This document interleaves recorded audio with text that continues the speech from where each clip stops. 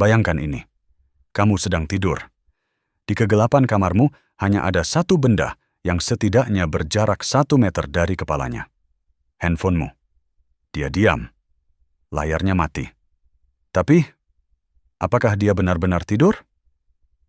Kita hidup di zaman di mana kenyamanan adalah raja. Kita punya asisten virtual yang siap sedia. Hey Google, Siri, atau Alexa, mereka adalah pelayan yang sopan. Mereka membantu kita menyalakan lampu, memutar lagu, atau sekadar bertanya cuaca hari ini.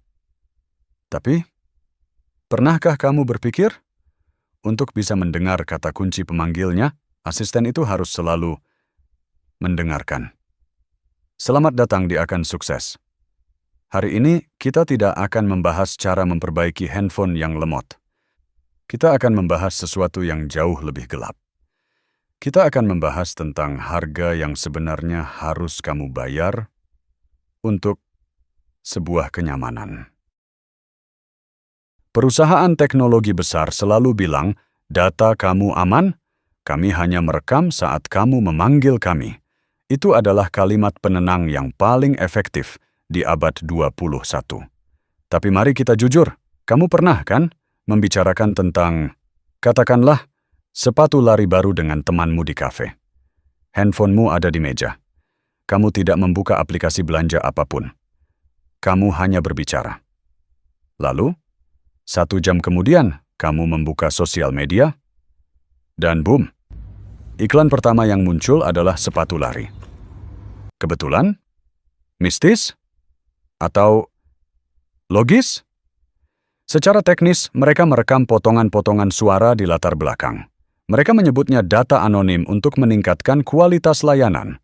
Tapi bagi algoritma, data anonim itu adalah sidik jari digitalmu. Mereka tidak perlu tahu namamu. Mereka hanya perlu tahu apa yang kamu inginkan, apa yang kamu takuti, dan apa yang akan kamu beli.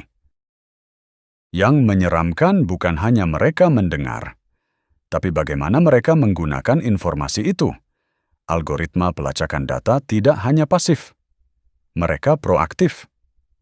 Mereka tahu kapan kamu merasa kesepian berdasarkan pola scrollingmu di jam 2 pagi. Mereka tahu kapan kamu merasa cemas berdasarkan seberapa cepat kamu mengetik pesan. Dan mereka tahu bagaimana memanfaatkan emosi itu. Jika algoritma tahu kamu sedang sedih, dia mungkin tidak akan menampilkan iklan barang mewah. Dia akan menampilkan iklan makanan pesan antar atau film sedih yang bikin kamu makin tenggelam. Tujuannya? Agar kamu tetap di dalam aplikasi, agar kamu terus memberikan data.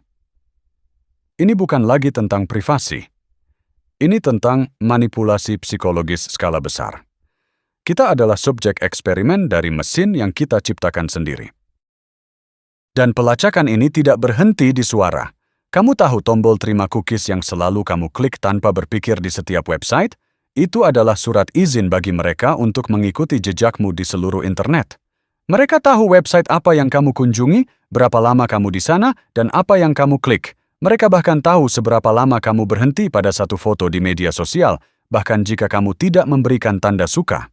Setiap klik, setiap jeda, setiap kata yang kamu ucapkan, semuanya dikumpulkan. Ribuan titik data ini perlahan menyusun kembaran digitalmu. Kembaran ini bahkan mungkin lebih mengenalmu daripada dirimu sendiri. Lalu, apakah kita bisa keluar dari jaringan ini?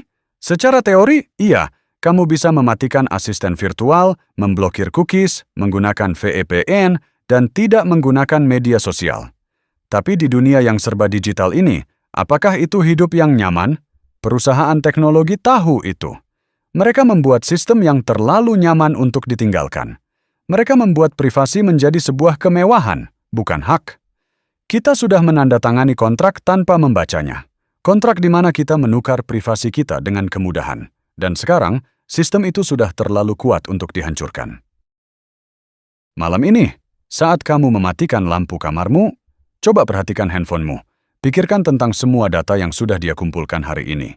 Pikirkan tentang kembaran digitalmu yang terus tumbuh di server di belahan dunia lain.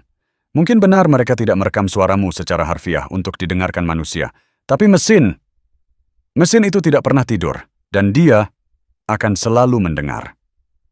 Saya akan sukses. Terima kasih sudah mendengarkan. Sampai jumpa di misteri berikutnya. Selamat tidur.